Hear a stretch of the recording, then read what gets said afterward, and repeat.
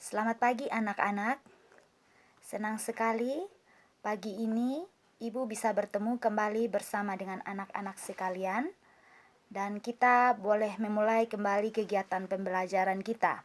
Walaupun kita bertemu secara daring, tetapi Ibu berharap Ibu bertemu bersama dengan anak-anak sekalian dalam keadaan sehat walafiat.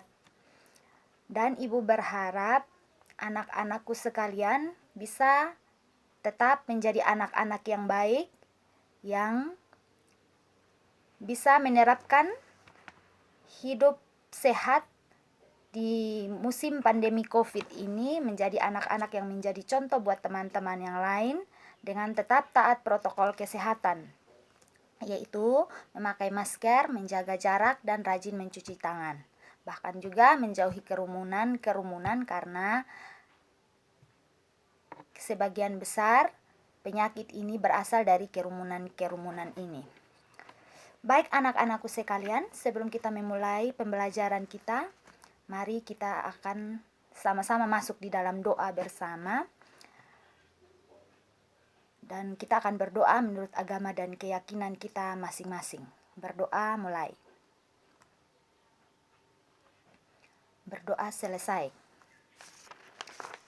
Anak-anak sekalian, pembelajaran kita hari ini kita sudah masuk di dalam tema 8 dan subtemanya yang kedua yaitu tentang musim kemarau. Tema 8 tadi tentang peristiwa alam dan subtema yang kedua tentang musim kemarau. Dalam subtema ini akan ada 5 kompetensi dasar, yaitu bahasa Indonesia, SBDP, PPKN, matematika, dan PJOK. Kita akan masuk di dalam pembelajaran yang pertama, yaitu kita akan masuk dalam, sebelum Ibu menjelaskan, Ibu akan membacakan teks tentang musim kemarau bagi kita semua.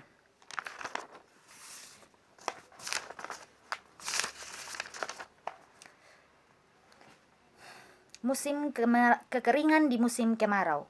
Peristiwa alam tidak hanya terkait siang dan malam, peristiwa alam juga terkait dengan musim. Kita mengenal ada 2 musim di Indonesia, ada musim kemarau dan juga musim hujan. Pada musim kemarau setiap hari cuaca cerah, pada siang hari matahari bersinar sangat terang, udara pun terasa panas. Terkadang musim kemarau panjang mengakibatkan kekeringan. Air bersih sulit dicari saat kekeringan. Kita dapat melakukan berbagai kegiatan saat musim kemarau. Apa kegiatan yang kamu lakukan saat musim kemarau? Baik, di dalam bacaan ini, anak-anakku sekalian, kita mendengar cerita tentang kisah kekeringan di musim kemarau. Sekarang ini sudah termasuk juga kita berada di dalam musim kemarau, yaitu biasanya dimulai dari musim hujan itu berhenti sama sekali dan tidak ada curah hujan sama sekali. Itu berkisar di antara bulan Juni sampai dengan bulan September. Nah, pada musim ini kita akan mengalami apa yang namanya kekeringan. Bahkan kalau itu kemarau panjang, mengakibatkan kekeringan yang sangat dan kita kesulitan mendapatkan air bersih. Jangankan untuk minum, untuk mandi, untuk mencuci, untuk minum saja kita susah mendapatkan. Oleh karena itu, ada banyak hal yang bisa kita lakukan saat musim kemarau yang dapat menunjang apa yang menjadi kebutuhan kita di musim hujan.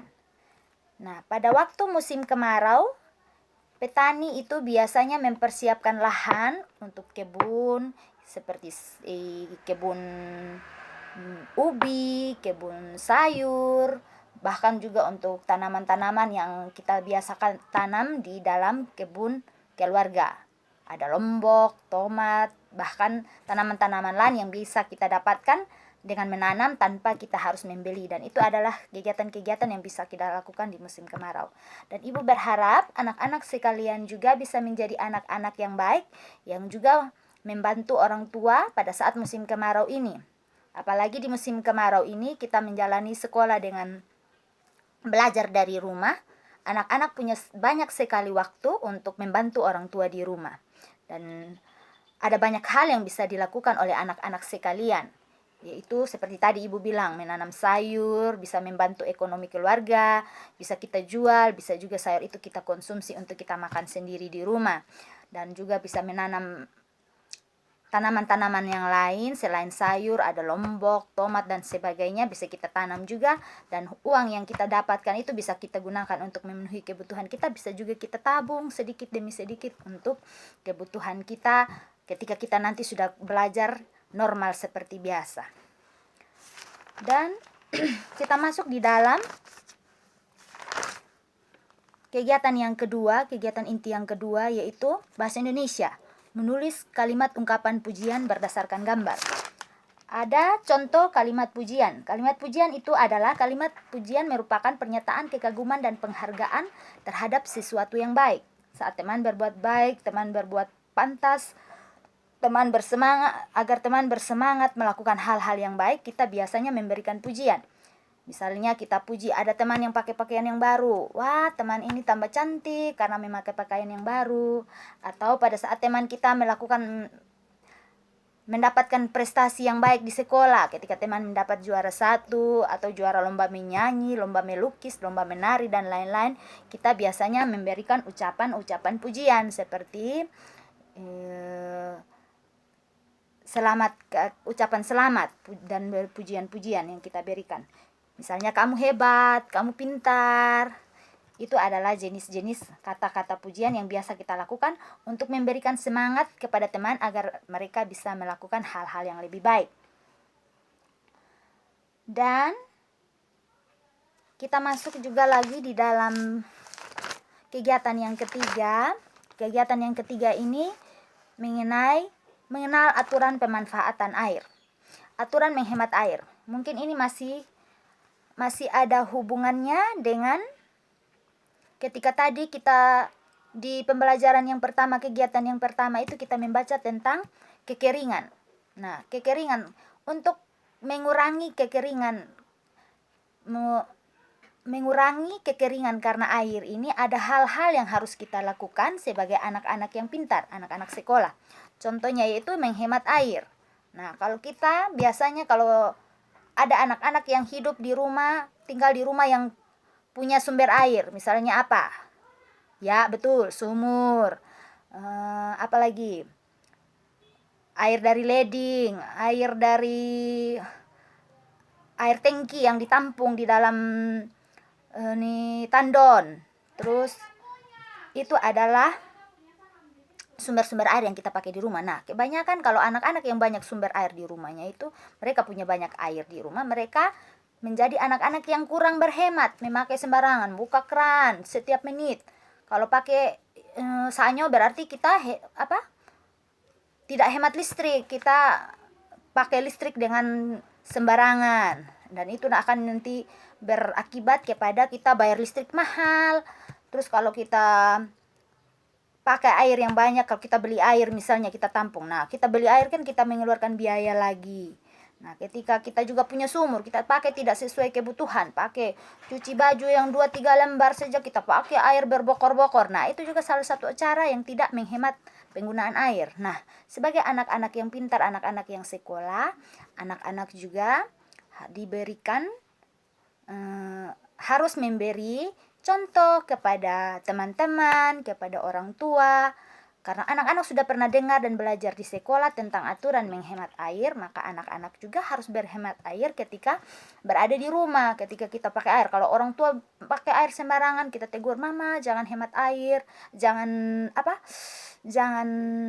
boros pemakaian air, harus hemat, sering tutup keran, kita buka air ketika kita perlu itu buka memang, jadi ada persediaan, setelah itu baru kita mulai pakai.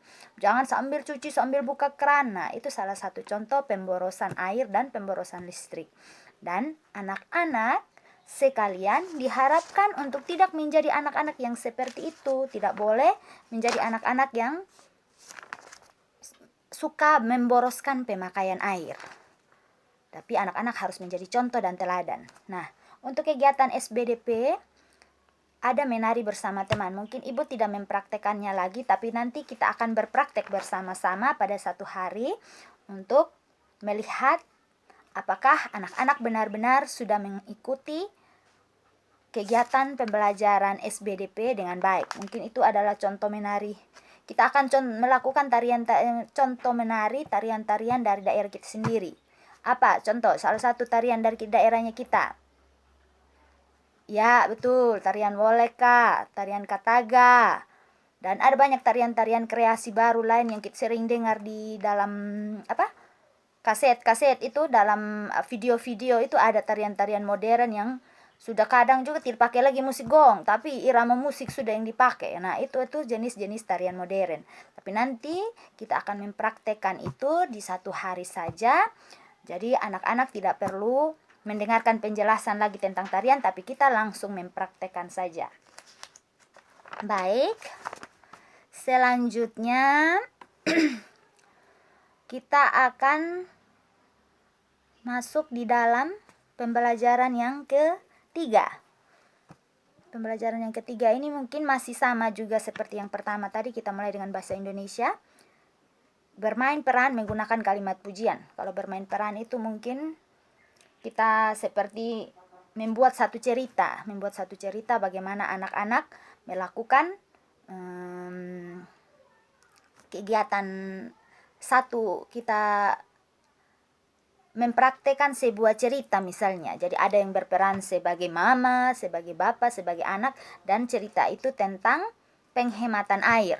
Nah, kita akan coba buat itu nanti, tapi Ibu rasa anak-anak mungkin masih susah untuk mengerti. Nanti kita akan buat satu cerita saja, cerita-cerita sederhana yang singkat tentang aktivitas bermain dengan air. Dan Ibu kembali mengingatkan tentang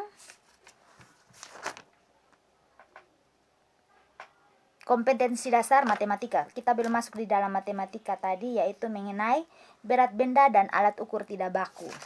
Berat benda ini kita akan lihat ada bacaan yang akan memimpin kita supaya kita mengerti. Ada bacaan tentang mengukur berat benda. Ada dia punya bacaan. Mengukur berat benda. Setelah bermain lompat tali, Sinta dan teman-temannya merasa lelah. Hari ini matahari bersinar dengan terik. Mereka menyudahi permainan lompat tali. Mereka beristirahat di halaman rumah Sinta. Mereka tidak sengaja menemukan plastik dan gantungan baju. Plastik dan gantungan baju dapat digunakan sebagai timbangan sederhana. Kelereng dapat dijadikan anak timbangan. Timbangan seperti ini termasuk alat ukur tidak baku. Perhatikan gambar berikut. Berikut hasil timbangan. Gambar di atas. Berat sebuah botol sama dengan 5 kelereng. Berat 2 buah kelereng sama dengan 8 kelereng. Jadi benda paling ringan adalah sebuah botol dan benda paling berat adalah 2 buah kaleng.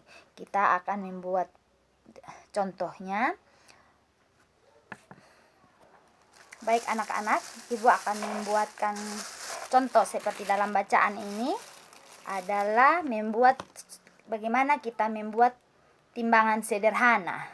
Kalau timbangan yang tidak sederhana yang kita lihat di dalam kehidupan kita sehari-hari. Misalnya contohnya kita pakai ini.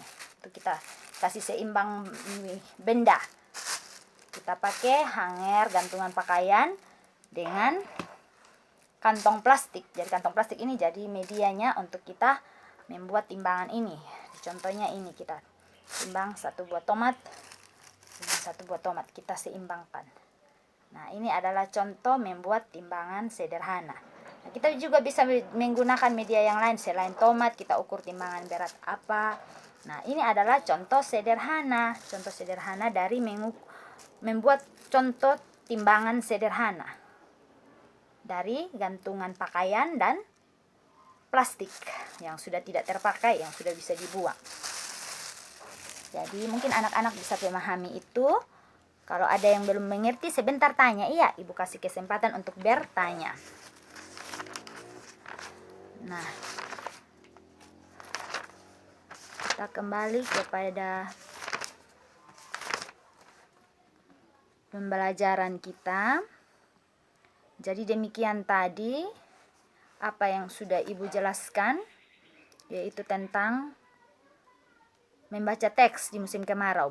Pertama kita membaca teks tentang musim kemarau dan apa yang bisa kita lakukan sebagai anak-anak sekolah yang pintar, anak-anak yang sudah belajar di sekolah mengenai musim kemarau. Bagaimana kita menyikapi musim kemarau?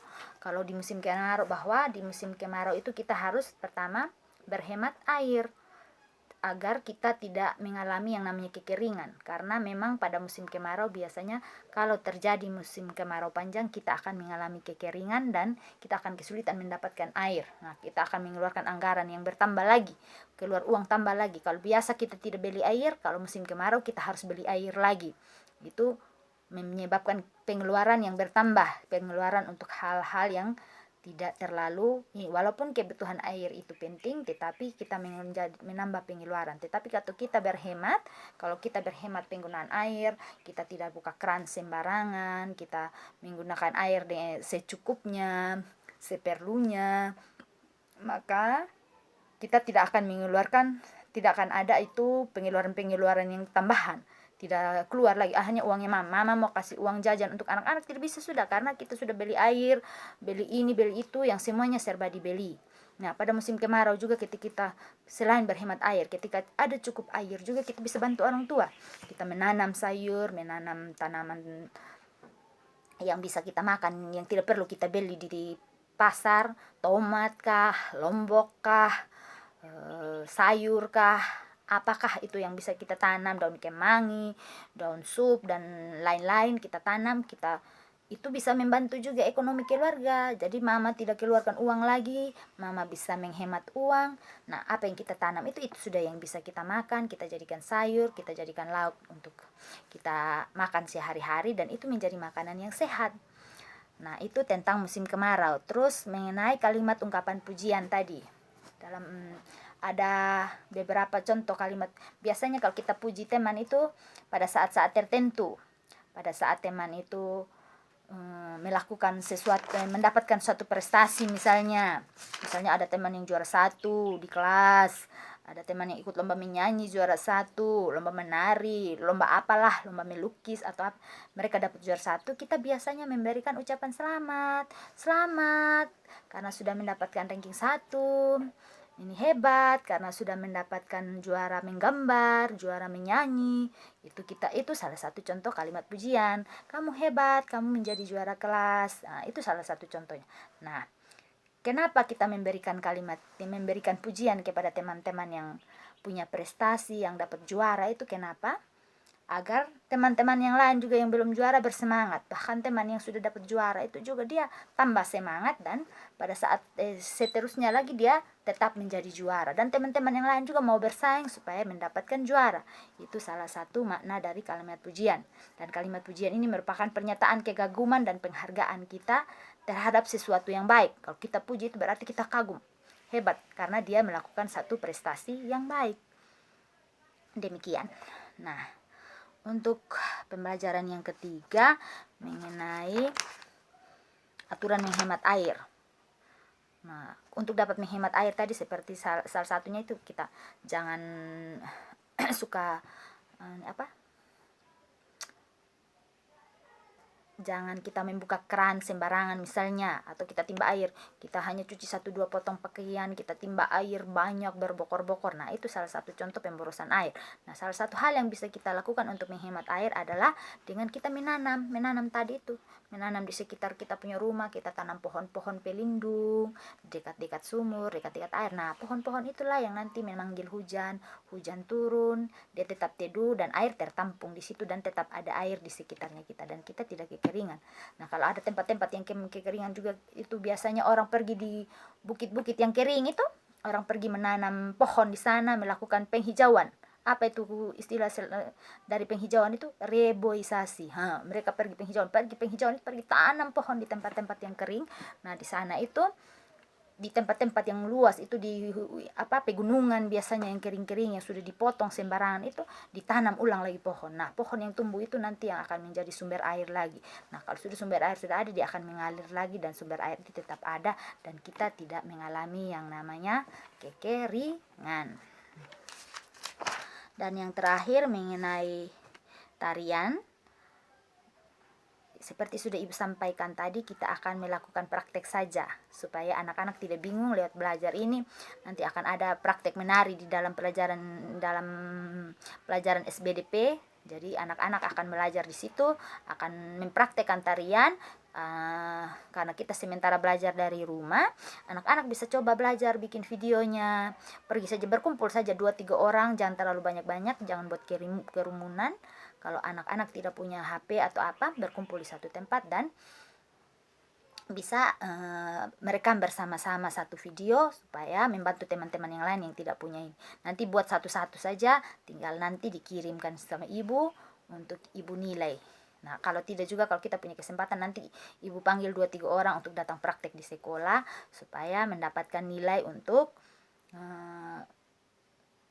mata pelajaran SBDP untuk tarian ini, untuk pembelajaran mengenai SBDP ini. Nah, untuk yang terakhir, matematika, itu tadi itu mengukur berat benda. Nah, salah satu alat sederhana tadi yang Ibu sudah kasih contoh, yaitu kita coba dengan timbangan sederhana. Kita coba kasih seimbang ini benda, bagaimana kita mengukur benda dengan menggunakan media plastik. Ini plastik yang sudah tidak terpakai, kita coba kita ukur benda. Misalnya kelereng atau tomat ini saya jadikan sebagai anak timbangan. Nah, timbangan seperti ini kita sebut sebagai alat ukur yang tidak baku, selain daripada timbangan-timbangan yang kita pernah lihat itu timbangan beras kok, timbangan gula kok yang kita sering lihat. Nah, itu timbangan-timbangan baku.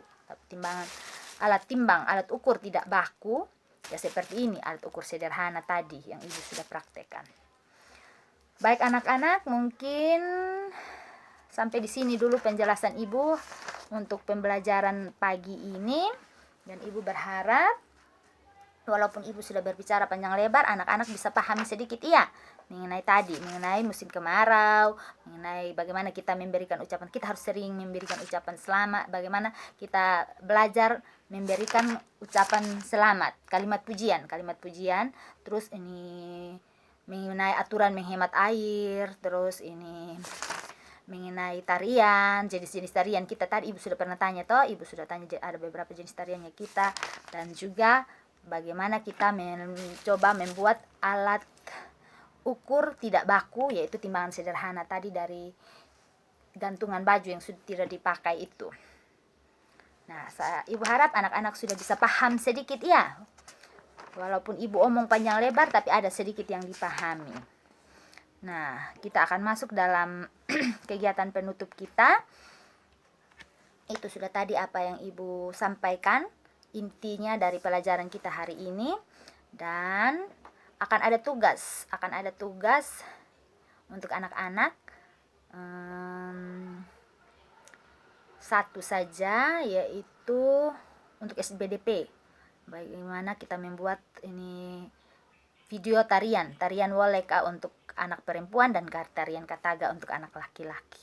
Dan itu akan dikirimkan, Ibu akan kasih waktu nanti untuk dikirimkan, dan teman-teman yang belum punya fasilitas boleh bergabung dengan teman-teman yang lain dan coba buat itu. Coba buat saja. Siapa yang bisa buat, yang tidak bisa buat juga nanti kita praktek langsung saja bertemu 1-2 orang. Baik. Jadi sampai di sini saja pembelajaran kita hari ini. Ibu berharap anak-anak bisa memahami dengan baik, bisa mengerti, dan pada saat nanti Ibu memberikan tugas, anak-anak bisa mengerjakan tugas-tugasnya dengan baik.